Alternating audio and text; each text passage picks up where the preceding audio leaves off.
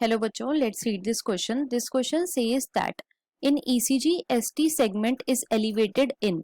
तो बेसिकली इस क्वेश्चन में हमसे पूछा गया है कि एलिवेटेड ST सेगमेंट ECG में किस चीज को रिप्रेजेंट करता है. Option 1 acute myocardial infarction, option 2 myocardial ischaemia, option 3 insufficient supply of oxygen to the heart muscle and option 4 both second and third. अब अगर इस क्वेश्चन के मैं की कॉन्सेप्ट की बात करूं तो इस क्वेश्चन का जो की कॉन्सेप्ट है वो है बच्चों ECG. Let me right it over here. It is ECG. ECG की फुल फॉर्म क्या होती है? तो वो है बच्चों इलेक्ट्रो कार्डियोग्राम.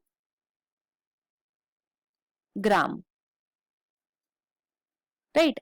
अब ये इलेक्ट्रोकार्डियोग्राम है क्या? तो बच्चों इलेक्ट्रोकार्डियोग्राम एक ग्राफिकल रिप्रेजेंटेशन है हार्ट की इलेक्ट्रिक एक्टिविटी का. It is the graphical representation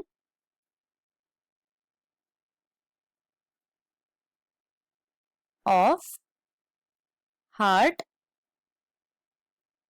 electrical activity. Right. और इसके लिए जो मशीन होती है उसे हम बोलते हैं इलेक्ट्रोकार्डियोग्राफ. इलेक्ट्रोकार्डियोग्राफ. अब देखो बच्चों यहां पे मशीन का नाम है इलेक्ट्रोकार्डियोग्राफ और जो ग्राफिकल रिप्रेजेंटेशन है उसे हम बोलते हैं इलेक्ट्रोकार्डियोग्राम. अब अगर एक मैं नॉर्मल पर्सन की ECG की बात करूं तो उसके अंदर जो सबसे पहली वेव आती है उसे हम बोलते हैं P wave. It is the P wave. और ये क्या रिप्रेजेंट करती है? तो ये रिप्रेजेंट करती है depolarisation of atria. Depolarisation of atria. Right.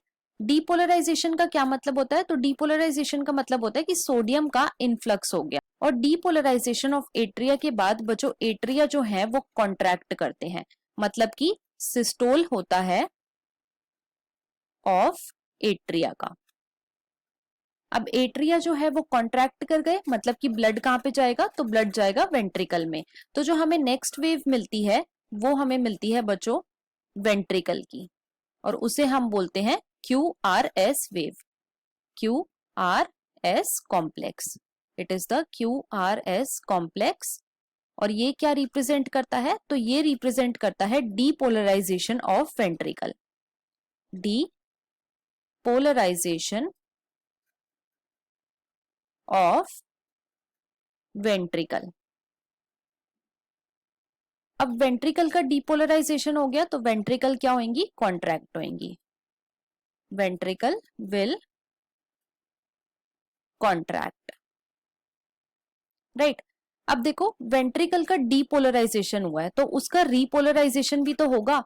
तो जो हमें नेक्स्ट वेव मिलती है उसे हम बोलते हैं T वेव. और ये क्या रिप्रेजेंट करती है?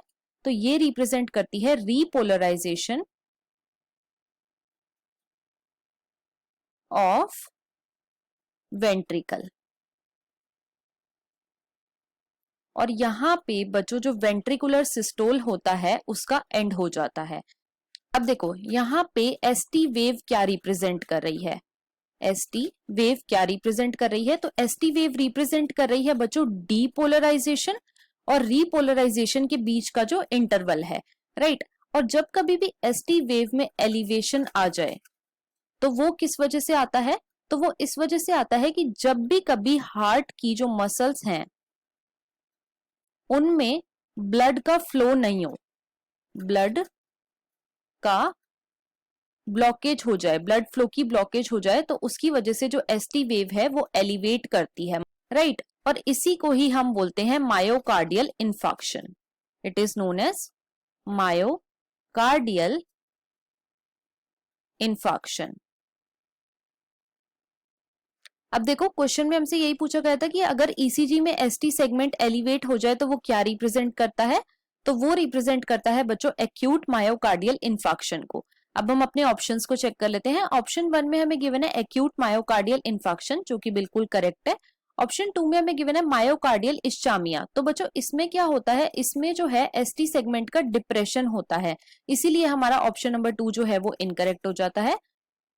ऑप्शन 3 में हमें गिवन है insufficient supply of oxygen to the heart muscles, ये भी इनकरेक्ट है। और ऑप्शन 4 में हमें गिवन है बोथ सेकंड एंड थर्ड, तो ये तो इनकरेक्ट हो ही जाएगा।